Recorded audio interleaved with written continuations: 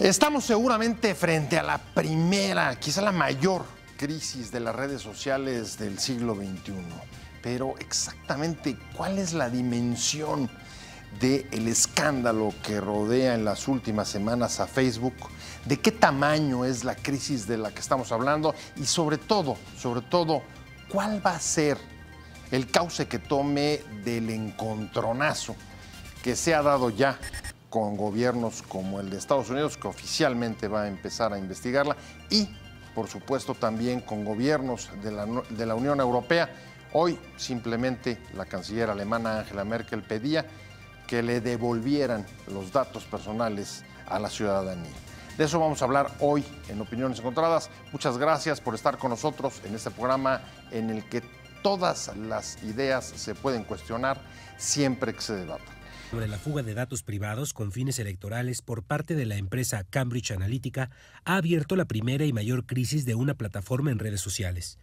La dimensión del terremoto en Facebook se ilustra de entrada con los datos de la compañía y su estrepitosa caída en el mercado bursátil, 2.100 millones de usuarios al mes, un valor de 500.000 millones de dólares, 25.000 empleados y pérdidas en los mercados en tan solo una semana por valor de 50.000 millones de dólares, pero sobre todo, un enorme descontento social e institucional.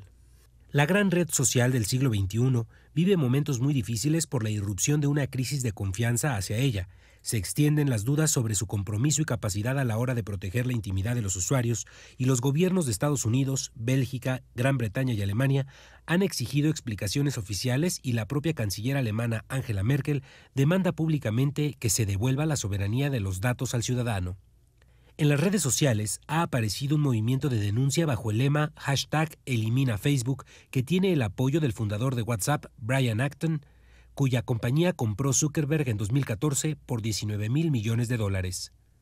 Y en el frente judicial, diferentes usuarios han presentado demandas colectivas en Estados Unidos. A ello se suma la investigación abierta por la Comisión Federal de Comercio estadounidense para determinar si se violó o no la intimidad de los ciudadanos. La actual crisis ha sido precedida por un año de escándalos explosivos alrededor de Facebook. El primero llegó con las denuncias de injerencia rusa en las elecciones de Estados Unidos en 2016. La compañía de intoxicación masiva diseñada por el Kremlin buscaba, según los servicios de inteligencia estadounidense, dividir la opinión pública y favorecer la elección de Donald Trump. Ahora, una investigación de The New York Times y The Observer reveló el presunto saqueo de los datos privados de 50 millones de usuarios de Facebook y su uso con fines electorales por la compañía Cambridge Analytica, vinculada a la extrema derecha estadounidense y contratada por el equipo de campaña de Donald Trump. En el caso de México, también ha habido advertencias sobre el riesgo de injerencia rusa en las elecciones mexicanas, aunque la autoridad electoral desmintió que haya indicios de intervención foránea en los comicios presidenciales. El INE celebró acuerdos de colaboración con Facebook para combatir las noticias falsas en la red. Por su parte, también Andrés Manuel López Obrador demandó hace algún tiempo al INE indagar la presencia de México de la consultoría Cambridge Analytica, señalada de robar datos personales a nivel mundial y difundir información engañosa en los comicios de varios países. El candidato presidencial de la coalición Juntos Haremos Historia sostuvo que la empresa, que presume haber colaborado en la campaña de Donald Trump, habría sido contratada por los empresarios mexicanos para orquestar una campaña de ataques en su contra. ¿De qué tamaño es la crisis que estamos viendo? La primera gran crisis de las redes sociales siglo XXI, con este terremoto que ha supuesto la filtración de datos con fines electorales de Facebook. Muchas gracias por estar con nosotros aquí, Cintia Solís, abogada especialista en asuntos de ciberseguridad y datos personales. Gracias a ti por la invitación. Un placer, Julio Juárez. Encantado. Académico de la UNAM. Muchas gracias. Un placer tenerte. ¿Cómo estás, Julio? Muy bien, aquí andamos. ¿De qué tamaño es esto? ¿Cómo le explicarían al auditorio lo que está sucediendo con Facebook? Esta es una gran bola de nieve, pero a la vez es la punta del iceberg. Es decir, está revelando todo aquello que como usuarios hemos dejado de alguna manera compartido. Las redes sociales son un escaparate virtual. Y lo único que está revelando es de qué manera estamos completamente desnudos ante estos fenómenos, ¿no?, de las redes sociales, y qué pasaría. Este es un ejemplo muy pequeño de lo que podría pasar sin nuestra información personal, incluyendo datos sensibles, estuvieran en manos de personas que pueden hacer casi cualquier cosa con esta información. Crisis de confianza, Julio. ¿Te sientes desnudo? No, ¿Sientes no, que, francamente, como dice no. Cintia, que nos encueraron un poco Mira, en yo las creo redes que sociales y lo vamos, que- ¿no? Como el rey, que no se ha dado cuenta. Yo sí sería un poco más cauteloso, o sea, entiendo que es un tema que obviamente ha generado mucha cobertura, que los medios incluso han elevado un poco el volumen, a mi juicio, de lo que está sucediendo. Facebook, Twitter,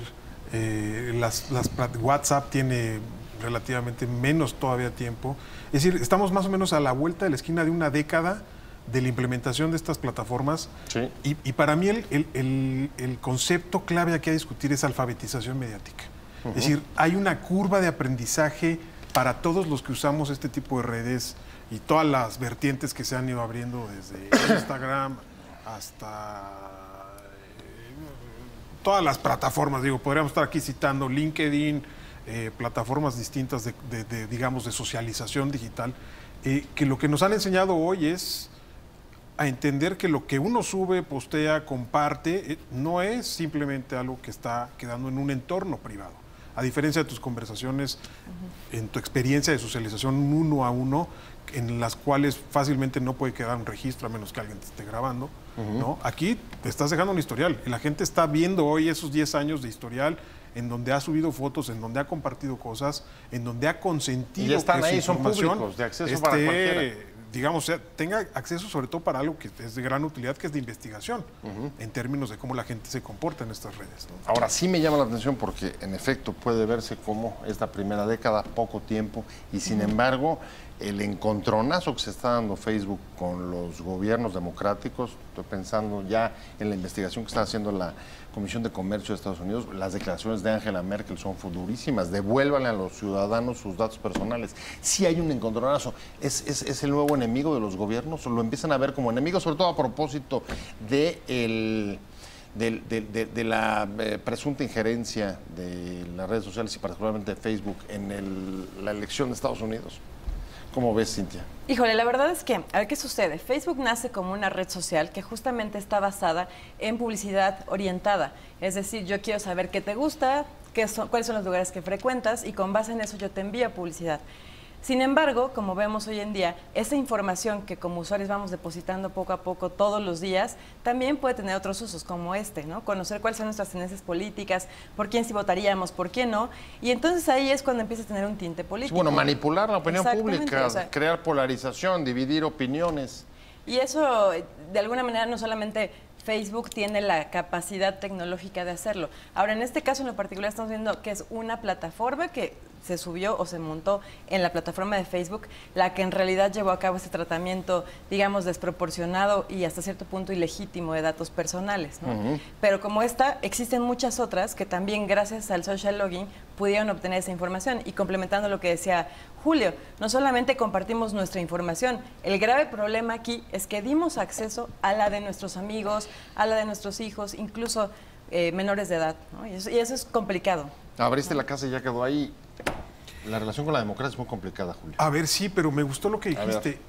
Esto no es nuevo. Es decir, que la gente se vea influida en sus percepciones, particularmente hablando en el caso de la política, ¿no? Si estamos influidos y éramos influidos originalmente por la prensa escrita, luego por la radio, luego por la televisión, luego por internet en general, los primeros portales, los primeros blogs, cuando se hablaba de los blogs como esta manera revolucionaria. Yo creo que hemos ido experimentando una agregación de plataformas en un sistema que varios colegas han llamado un sistema híbrido de comunicación política, y hoy tenemos un elemento adicional que está revolucionando la manera en la cual conversamos, entendemos y construimos nuestra propia percepción de la política y de lo que son los políticos, pero más importante aún, de cuáles son nuestras propias preferencias y el entorno en el cual recreamos y reforzamos nuestras propias creencias y valores políticos. Y estas plataformas lo que han ido haciendo es cincelar no lo han hecho ellas solas, lo hemos ido construyendo nosotros también, porque nos gusta vernos reflejados y reforzados en lo que nosotros pensamos y creemos que es lo correcto o que es lo ideal. Y sin embargo no deja de haber distorsiones. Déjenme ir. La crisis, el escándalo de Facebook y sobre todo la reacción o la recepción que han tenido de ella las democracias y, por supuesto, no podemos dejar de señalar que en estamos en el país, Cintia Solís, en un proceso electoral y preocupa, por supuesto, las deformaciones que pueda generar en la opinión pública, aunque, Julio decía, son plataformas agregadas que tendrán que ir aprendiendo, si es que te leí bien, los ciudadanos para ir, digamos, filtrando y sabiendo qué sí, qué no y cómo formar criterio. Pero no hay, digamos, en el manejo ilegal, por un lado, de datos personales y por otro, de difusión de noticias falsas, una amenaza, digamos, a las reglas democráticas. Totalmente de acuerdo, pero además el tema de las fake news, o sea, sucede con... Ahora tenemos el problema totalmente contrario al que existía hace 30 años. Ahorita tenemos un exceso de información y como ciudadanos tenemos que depurar qué de lo que realmente encuentro en las redes sociales es cierto, qué no es cierto, qué tiene un fundamento científico, qué no lo tiene, porque basado en eso nosotros podríamos tomar una decisión, digamos, más consciente, ¿no? El grave problema es que somos muy mediáticos. Hoy en día queremos algo digerible fácilmente y entonces por eso nos compramos todo lo que haya y gracias a eso es más fácil, digamos, para este tipo de plataformas operar, ¿no? Nos llevan la información que quieren que nosotros podamos consumir. Sí preocupa la vulneración de derechos, Julio. A ver, o sea, tienes derechos que están en riesgo, derecho a la privacidad, derecho a la intimidad, derecho a información objetiva. A ver, y creo que si no somos juiciosos con nosotros mismos, si nos miramos ante un espejo y quienes nos están viendo no reflexiona sobre la manera en la cual utiliza estas redes sociales, nos vamos a equivocar. Es decir, no hay regulación en el mundo que pueda prohibirle a una persona que ponga en riesgo sus datos personales. Si la gente no aprende a valorar esa información y a protegerla en estos espacios sociodigitales, hoy estamos hablando de 2 plataformas que tienen más visibilidad. En 10 años o en 15 o en 20 vamos a estar hablando de otras plataformas que hoy probablemente ni siquiera nos imaginamos. Ni te imaginas, cómo van a funcionar, sobre todo para quienes estamos más viejitos, pues, ¿no? Sí, claro. Entonces, hace 20 años, ¿quién te iba a decir que podías subir fotografías y que tus amigos las iban a poder ver y que te ibas a reencontrar con gente que no conocías? Es decir, toda esta parte como muy ingenua y muy positiva de las redes sociales no iba acompañada de estas otras narrativas que hoy estamos encontrando. A ver, pero no hay posibilidades de regulación. Yo me pregunto porque los ingenuos entonces son, por ejemplo, los gobiernos democráticos.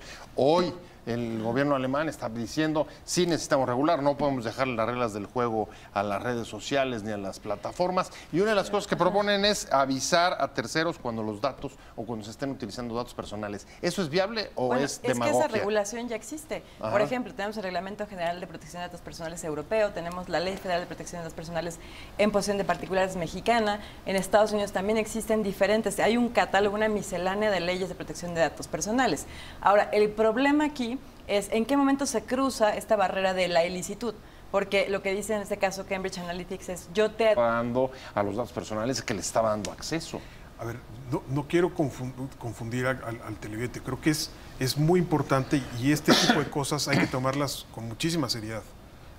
Y evidentemente tiene que haber una política de Estado que procure y que permita, como lo decía Cintia, proteger los derechos de los usuarios desde distintas ópticas, no solamente en términos de privacidad, sino en términos incluso del mismísimo derecho a la información. Absolutamente. Y mi punto es, muchas veces nosotros mismos contribuimos, por supuesto que hay campañas en las cuales la investigación y el famoso data mining, o sea, la cantidad de datos que genera la huella que vamos dejando en redes sociales, hoy es brutal y sirve para muchísimas cosas increíbles y fantásticas, desde encontrar un trabajo o una pareja con la cual irte a tomar un café.